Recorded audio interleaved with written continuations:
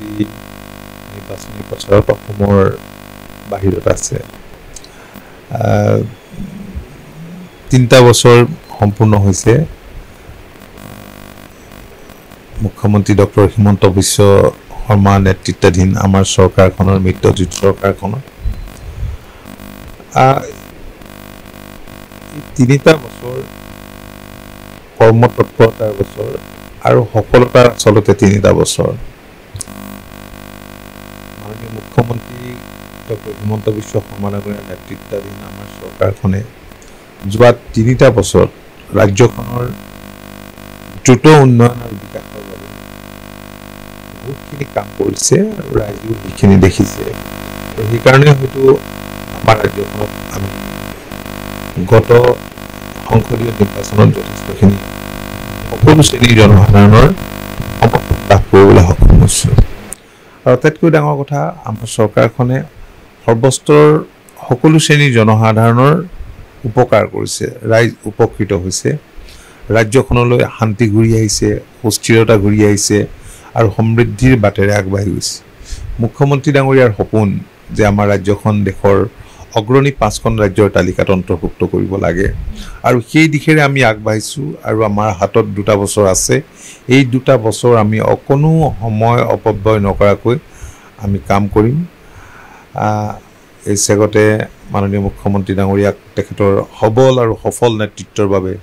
দূৰদৰ্শী নেতৃত্বৰ বাবে আমি অভিনন্দন জনাইছোঁ আৰু অসমবাসী ৰাইজৰ সৰ্বস্তৰৰ সকলো শ্ৰেণীৰ ৰাইজৰ আশীৰ্বাদ বিচাৰিছোঁ আৰু আহি থকা দিনকেইটাত আমি আন্তৰিক সহযোগিতা কামনা কৰিছোঁ আপোনাৰ হাতত গধুৰ দায়িত্ব আছে হয় আপোনাৰ অৰ্পণ কৰা হৈছে এই কেইটা বছৰত কেনেধৰণে আপুনি হিচাপ কৰিব চাওক হয় আমাৰ ওপৰত কেইবাটাও বিভাগৰ দায়িত্ব মুখ্যমন্ত্ৰীগৰাকীয়ে অৰ্পণ কৰিছে আৰু আমি খুব নিষ্ঠাৰে আৰু বিভাগকেইটাৰ জৰিয়তে যিহেতু জনসাধাৰণৰ লগত সম্পৰ্কিত আমাৰ বিভাগবোৰ গতিকে আমি ৰাইজৰ সেৱা কৰিবলৈ আমি চেষ্টা কৰিছোঁ কাৰণ আমাৰ ৰাজ্যখন এখন কৃষিপ্ৰধান দেশ কৃষি বিভাগৰ দায়িত্বও মোৰ ওপৰত আছে এনিমেল হাজবেণ্ডেৰী ভেটেৰিনেৰী বিভাগৰ দায়িত্বও আছে কৃষি ক্ষেত্ৰখনৰ আমূল পৰিৱৰ্তনৰ কাৰণে চৰকাৰখনে ইতিমধ্যে বহুতো ব্যৱস্থা গ্ৰহণ কৰিছে আমাৰ বিভাগে মুখ্যমন্ত্ৰী ডাঙৰীয়াৰ সবল গাইডেন্সত আৰু যথেষ্টখিনি কৃষকসকল এতিয়া উপকৃত হৈছে আমি কৃষি যান্ত্ৰিকীকৰণৰ কাৰণে বহুতখিনি পদক্ষেপ আমি গ্ৰহণ কৰিছোঁ বছৰেকত যাতে আমি কেইবাটাও ৰূপে খেতি কৰিব পাৰোঁ তাৰ বাবে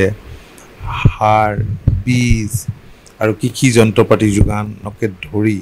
ক্ষুদ্ৰ জলসিঞ্চনৰ আমি ব্যৱস্থা কৰিছোঁ কৃষকসকলক উৎসাহিত কৰিবলৈ তেওঁলোকক বিভিন্ন ধৰণেৰে সন্মানিতও কৰা হৈছে অসম বৈভৱৰ দৰে উপাধি প্ৰদান কৰি আৰু ইয়াৰ উপৰিও প্ৰধানমন্ত্ৰী কৃষি সন্মান নিধি ইয়াৰ জৰিয়তে আমাৰ ৰাজ্যখনত বহু কৃষক কেইবালক্ষ কৃষক উপকৃত হৈছে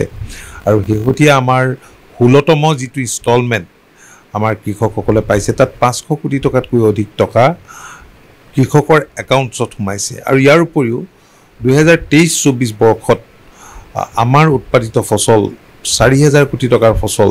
বিদেশৰ বজাৰলৈকে গৈছে আৰু বহুতখিনি নতুন নতুন খেতিত আমাৰ কৃষকসকলে আত্মনিয়োগ কৰিছে আমি দেখিছোঁ যে এতিয়া মুখ্যমন্ত্ৰী ডাঙৰীয়াই যি এটা পৰিকল্পনা কৰিছিল কাৰণ আপোনালোকে জানে যে 1 লাখ নিবনুৱা যুৱক যুৱতীক ইতিমধ্যে মেধাৰ ভিত্তিত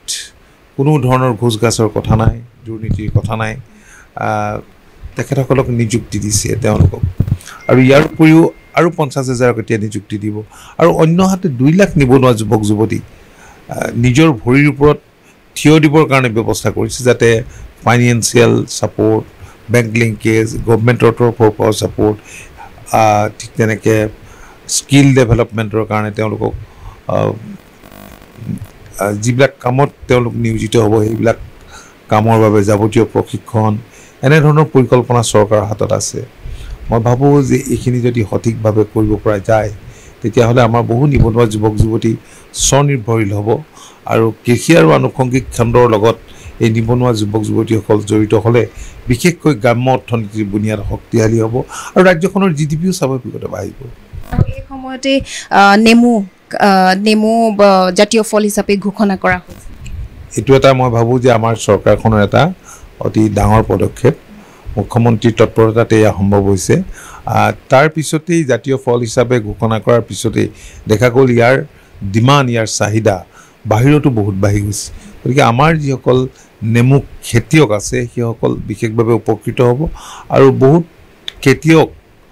অন্যান্য খেতিত যিবিলাক জড়িত আছে সেইসকলেও নেমু খেতি কৰিবৰ কাৰণে বৰ্তমান সময়ত আগ্ৰহ প্ৰকাশ কৰা আমি প্ৰত্যক্ষ কৰিছোঁ ইয়াৰ মাজতে মই সুধিব বিচাৰিছোঁ যে এতিয়া পোকৰ উপদ্ৰৱ বাঢ়িছে বিভিন্ন অঞ্চলত কেনেধৰণে আগবাঢ়িব আপোনালোকে এই কৃষক বা সেই জনতাক কেনেধৰণে আশ্বস্ত কৰিব প্ৰথম কথা যে আমাৰ ইয়াত প্ৰাকৃতিক দুৰ্যোগটো আছে ফ্লাড ইৰোচনে প্ৰত্যেক বছৰে আমাৰ কৃষকসকলৰ যথেষ্ট ক্ষয় ক্ষতি কৰে অন্যান্য সা সম্পত্তি নষ্ট কৰাৰ লগতে কিন্তু পোক পতংগও কৰে মাজতে সুৰ পোকৰ আক্ৰমণত বহুত খেতিয়কৰ খেতি নষ্ট হ'ল আৰু এতিয়া আকৌ তেজপুৰতে এটা পোক ওলাইছে আপোনালোকে এইটো সকলোৱে লক্ষ্য কৰিছে কাৰণ সংবাদ মাধ্যমতে খুব বহুলভাৱে এইটো প্ৰচাৰিত হৈছে এইটো বাঁহত লাগিছে এনেধৰণৰ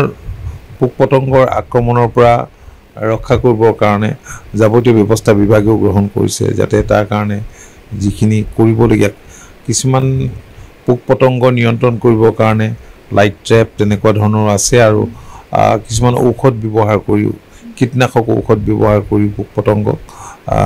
ধ্বংস কৰাৰ ব্যৱস্থা কৰে গতিকে গোটেইখিনি কৰিবলৈ যাওঁতে যাতে মানুহৰ স্বাস্থ্যৰ ক্ষতি নোহোৱাকৈ বহুত কাম কৰিবলগীয়া হয় যোৱাবাৰ যেতিয়া এনে পোকৰ আক্ৰমণ হৈছিল কাৰণ সেই সময়ত ধান কাটিবৰ হৈছে এই সময়ত যদি পোক পতংগ মাৰিবৰ কাৰণে সেই মাৰাত্মক ঔষধবিলাক যদি প্ৰয়োগ কৰা হয় স্বাভাৱিকতে মানুহৰ শৰীৰত এফেক্ট হ'ব পাৰে আৰু সেইকাৰণে খুব খৰখেদাকৈ আচলতে ধান দোৱাৰ সেই সময়ত ব্যৱস্থা কৰিলে আৰু তাৰ কাৰণে এইবাৰো গভৰ্ণমেণ্টে আমাৰ বিভাগে যাৱতীয় প্ৰস্তুতি চলাইছে আৰু তেনে ক্ষেত্ৰত এই বাঁহ ফুলাৰ বহুতে ক'ব বিচাৰে বাঁহ ফুলৰ বাবেই এনেধৰণে উপদ্ৰৱ হৈছে হয় নেকি কথা পিছত কেতিয়াবা সুৰ পোকটো পোক হয় বিভিন্ন কাৰণত হ'ব পাৰে কৃষি বিশ্ববিদ্যালয় আছে আমাৰ কৃষি বিজ্ঞান কেন্দ্ৰসমূহ আছে তেওঁলোকৰ গৱেষণাই যথেষ্টখিনি আমাৰ এনেবোৰ কামত সহায় কৰে আৰু বৰ্তমান সময়ত আমাৰ বিভাগেই নহয় আমাৰ যিবিলাক কৃষি বিজ্ঞান কেন্দ্ৰ আছে ICAR আছে বিশ্ববিদ্যালয়ো আছে এইবিলাকে যথেষ্ট টেকনিক্যাল ছাপোৰ্ট আমাৰ কৃষকসকলক দিছে আৰু এগ্ৰিকালচাৰটো আচলতে এটা ছায়েন্স সমষ্টিত জিকিম বা হাৰিম ক'ৰ পাছত মাৰ্জিন ইমান হ'ব বা সিমান হ'ব এইবিলাক কথা কম ঠিক হয়তো নহ'ব সমীচীন নহ'ব